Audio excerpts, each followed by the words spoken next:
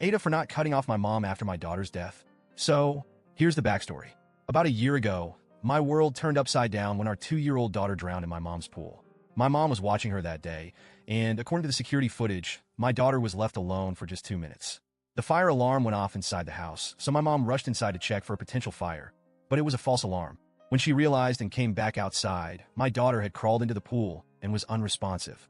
My mom immediately started CPR, but she couldn't save her. We live in a rural area, and it took EMS about 30 minutes to arrive. This incident was caught on security cameras, so there's no ambiguity. It was a tragic accident. My mom has always been competent. She raised me and my siblings, fostered other kids, and even babysat my nieces without any issues. But now she's racked with guilt and has attempted suicide 3 times since our daughter's death. My wife and I have been shattered by this. We've just started grief therapy, and during one session, my wife mentioned that cutting off my mom would make her feel better. She wants nothing to do with my mom, which I understand and support, but she also wants me to go no contact, NC, with her too.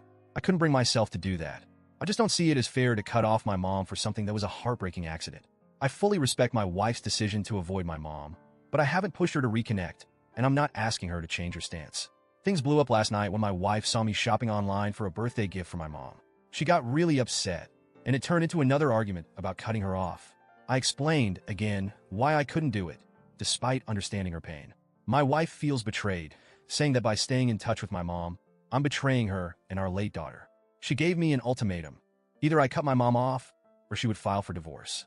She said, it's me or her. I tried to reason with her, but she left that night, packing a bag and going to a hotel.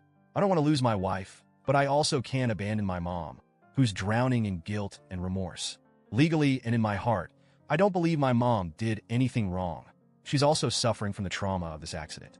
I fear that losing me would push her over the edge, and I can't handle the thought of her attempting suicide again. I'm stuck between my wife, who's grieving and angry, and my mom, who's devastated and on the brink. I've been accused of choosing my mom over my wife and daughter, and I'm at a loss. AITA for refusing to cut my mom out of my life? Update. After my wife left for the hotel, I spent the whole night replaying everything in my head. I tried to put myself in her shoes, imagining the agony of losing a child and feeling like the person responsible is still in my life. I get why she's furious. This isn't just about a fight. It's about the raw, unfiltered pain of losing our little girl. But at the same time, I also see my mom's side. She's not some careless person who shrugged off her duties. She's a loving grandmother who made a split-second decision to check on what she thought was an immediate danger, a fire alarm. She didn't leave my daughter alone to scroll on her phone or take a call. It was instinct. And now, that instinct haunts her every day. My wife has isolated herself since our daughter died. She's pulled away from everyone, including me, and I don't blame her. I've been trying to give her space, while also trying to keep my family from falling apart. But now, it's clear she's drawing a line in the sand, and I'm scared she won't step back over it. In therapy, my wife said that when she looks at my mom, all she sees is the woman who let our daughter drown. She doesn't see the loving grandma who baked cookies, played dress-up, or was always there for us. And honestly, I get that. The accident overshadowed everything. But what do? My mom's been there for me my entire life. She's always been my rock, and now she's completely shattered. She's living in her own personal hell, and I'm one of the few people keeping her going. She stopped eating, lost a ton of weight, and even the slightest mention of our daughter sends her into a breakdown. I know my wife is suffering, but my mom is too, in her own devastating way. Cutting her off feels like I'd be condemning her for something she already can't forgive herself for. She's paying for that mistake every single day.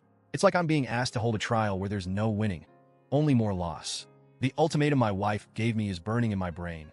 It's me or her. The thought of losing my wife terrifies me. But abandoning my mom could destroy her completely, and honestly, I don't think I could live with that either. Since my wife left, I've been trying to reach out, but she's not answering my calls. She's made it clear that if I don't choose, she'll make the choice for me. I feel paralyzed by the weight of this decision. My therapist says I need to set boundaries, but how do you set boundaries with grief? How do you tell your heart to stop loving your mom because of a tragic accident, or stop loving your wife because she's in unimaginable pain? I keep replaying the what-ifs over and over. What if I had told my mom not to take her eyes off our daughter, no matter what? What if the fire alarm hadn't gone off? What if I could convince my wife that my mom didn't do this on purpose, that she's punishing herself enough already? This is eating me alive. I don't want to lose my wife, and I don't want to push my mom over the edge.